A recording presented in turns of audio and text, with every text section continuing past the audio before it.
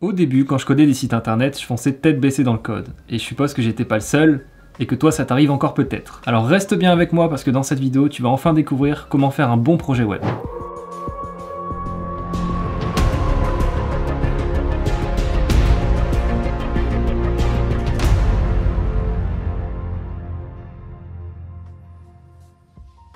Tu as la meilleure idée du siècle. Ça y est, tu sais ce que tu vas faire. Tu vas créer le meilleur site internet au monde.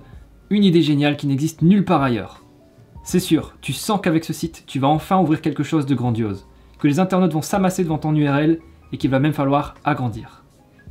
Tu sors du lit, tu allumes ton ordi et tu commences à coder. Laisse-moi te dire que tu viens de faire une des pires erreurs pour commencer un projet web et que ton projet vient déjà de tomber à l'eau avant même d'avoir existé. Un site internet, ça se pense et ça se prépare. Et comme pour le maçon qui va monter ta maison, tu vas avoir besoin de plans et de marches à suivre pour pouvoir le monter à l'endroit.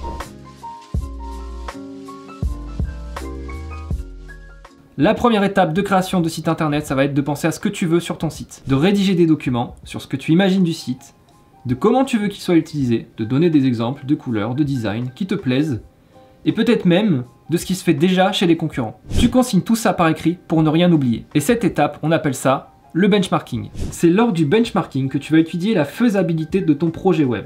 Est-ce que l'idée que j'ai eue, c'est vraiment une bonne idée? Est-ce que ça peut marcher? Comment ça peut marcher? Qu'est-ce que faire mon projet va me rapporter? Et quelle attente des visiteurs je vais satisfaire? Et qui fait qu'un utilisateur vient sur mon site et pas sur le site du concurrent. L'un des documents que tu vas devoir rédiger, c'est ce qu'on appelle le profil utilisateur. Tu vas devoir te glisser dans la peau de l'utilisateur de ton site et réaliser le cheminement qu'il va faire sur ton futur site. Tu dois répondre à ces questions. Pourquoi il vient sur ton site? Quelle information il cherche? Est-ce qu'il travaille? Quel âge il a? Etc. Et c'est une fois que tu as toutes ces infos que tu vas pouvoir passer à l'étape suivante, qui est la création de la carte du site.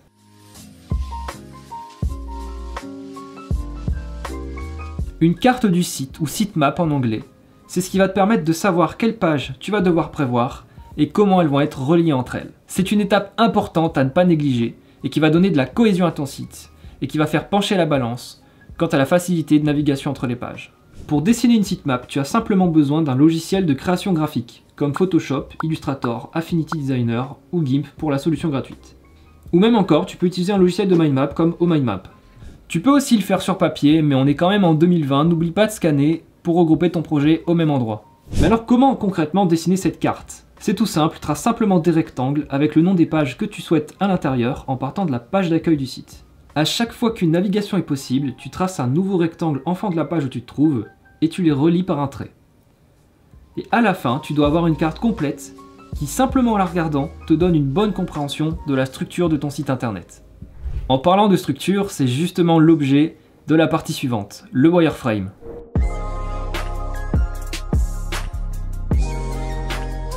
Une fois que tu as toutes les pages bien définies de ton projet, tu vas devoir passer à l'étape de création de la structure et du squelette de tes pages.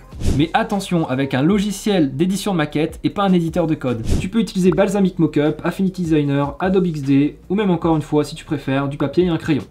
Moi, la solution que je te recommande en 2020, c'est d'utiliser Adobe XD qui est vraiment prévu pour faire des maquettes de sites internet. Et donc ton wireframe doit être basique, tu dois dessiner que les traits de ton site internet. C'est la définition même du wireframe.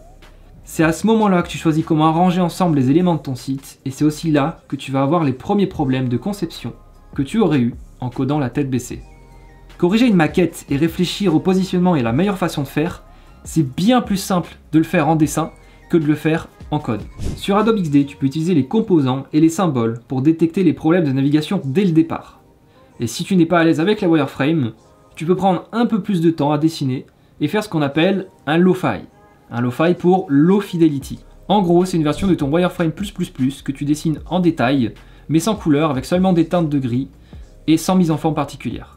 Dès que ta maquette ou ton low-fi est terminé sur desktop et sur mobile, tu peux passer à l'étape suivante qui est le visual design.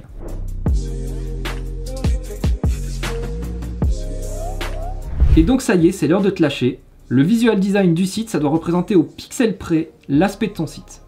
C'est simple, avec le visual design, tu pourrais donner ta maquette à un autre développeur et ton site serait exactement comme prévu. Et d'ailleurs, c'est même souvent le cas, on fait appel aux UX designers pour créer la maquette et aux développeurs front-end pour créer le site. En fait, prendre la maquette d'un site et le coder au format HTML, on appelle ça l'intégration. Mais pour en revenir à ta maquette, c'est le moment de choisir les couleurs, les images, la police d'écriture, et de dessiner les icônes et de faire coexister tout ça ensemble. Et une fois que tout est prêt, c'est seulement à ce moment-là que tu peux passer au code. Résultat, tu sais ce que tu fais, tu sais où tu vas, tu es bien plus pro dans ton projet, bien plus organisé et plus productif, et au final, tu lui donnes toutes les chances de succès. J'espère que cette vidéo t'a plu, si c'est le cas, tu peux mettre un pouce bleu juste en dessous de la vidéo. Tu peux également t'abonner si tu ne me connais pas encore et découvrir mes autres vidéos. Et surtout, n'oubliez pas, restez motivé, continuez d'apprendre, soyez loups. À la semaine prochaine. Ciao!